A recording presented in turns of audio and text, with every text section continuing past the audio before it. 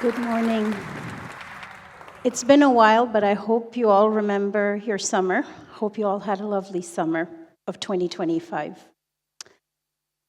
If you remember your summer, was it hot? Very hot?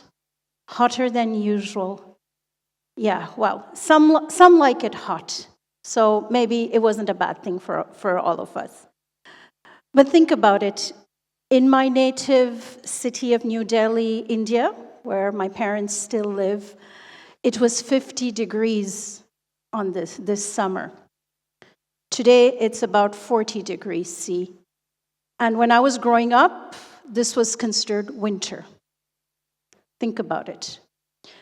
Schools were closed this year because it was so hot, because teachers could not protect their kids when playing or even when studying.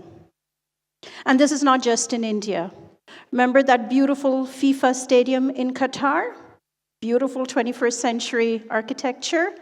A lot of workers from my country, from other countries, Pakistan, Bangladesh, died because of heat while building that beautiful modern stadium. But this is not a problem just from the global south. This is not just from my part of the world. This is your part of the world too. Remember in Greece a few summers back, where world-famous monuments that have stood the test of times had to close because of the heat, because tourists could not stay protected and hydrated. Remember the brave city of London that has survived many, many things throughout its history, declared a national emergency because of the heat stress. Or Phoenix, Arizona, where roads actually melted because of the heat. And a growing concern amongst workers, sugarcane workers in Nicaragua, in India, in Sri Lanka, in many parts of the world, healthy young men suffering from kidney disease at the age of 20 and 30, all because of heat. The heat, due to climate change, of course, is making life unbearable, unsustainable in many parts of the world. But let's pause there. It's unsustainable for us, but in another part of the world, life lives and even thrives under conditions of extreme heat stress. Take the camel. If you look closely, camels are friendly, you can get close to them. If you look very closely at their hair, there is some secret to how they stay cool. Same thing with the cactus, same thing with the desert scorpion. How do these plants and animals survive in places where we won't take even a day? Any guesses? The answer is surprisingly simple. It's hair. If you were to get closer to the camel, you would find that they have very fine microscopic hairs. So usually when you think of animals and hairs, it keeps them warm, like in the Arctic. But these are hairs that actually keep them cool. And the hairs do two things. One is to reflect heat. So when the sun beats down on them, it's able to push it back. But that's not all. A white shirt can also reflect heat very well. But the second thing it does is where all the magic happens. Because of its fine hair, it's even able to pull heat away from the camel's body and push it into outer space. That is nature's air conditioning. Same thing with the cactus. You can see these plants in the scorching deserts from Africa to India and elsewhere. Touch it. It's cool. Don't touch the scorpion. But if a scientist were to measure it, they would also find that despite scorching weather, incredible heat, the scorpion manages to not only stay cool, but actually perform its bodily functions. Scientists the world over have called this nature's air conditioning. It's free, cheap, no electricity, no carbon emissions. This is called radiative cooling. So scientists all over the world said, can we create the same thing? Can we do the same thing?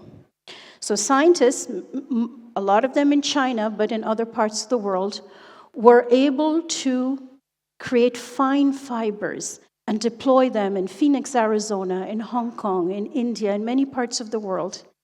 And they saw 10 degrees difference, 15 degrees difference. Me and my colleagues in our lab in Canada also wanted to be part of this experiment. And we said, what if we were to just take some of the materials we have built, which we had built to just replace plastic materials, and then find a really, really simple, cheap way, like, a child could do it. So we're scientists, but also kids, so we just took our material, dissolved it, and then just like graffiti, started spraying it on the walls and on the floor. As you can see, like in every good scientific experiment, we fail, and the first experiments look terrible, so that's on the left, didn't work. But after several trials and not very sophisticated science, just pushing on different nozzles, we were able to get that same fine hair that you see on a cactus, on a camel hair, and in many other animals. White enough to reflect, but just fine enough to emit heat, to pull body heat. The results were just as remarkable as our colleagues. We were able to find a 25 degrees C difference. 25 degrees C in an oven at 55 degrees. And then for us, possibilities emerge. This experiment cost us less than $1. And from a hardware store, I think the can cost us another $1. That's it. So imagine this, my friends. What if we could just make these materials, deploy them everywhere, turn this into a hat, into an umbrella, make tents out of this, protect kids from school, sugarcane workers in Nicaragua, bridges in London, big cities where fans can actually watch football and workers can actually build stadiums without their lives being affected. Don't get me wrong. The solution to climate change is not spraying material on surfaces. Climate change is a fundamental problem with one fundamental solution, which is moving from fossil fuels to renewables. That will take years. That has already started. But unfortunately, the problem of heat stress from climate change cannot wait years. People are, if not dying, severely compromised now. With the simplest technology inspired by nature, we can deploy this cheap, energy-free, across countries, across continents, and save millions, if not billions, of lives. Thank you so much.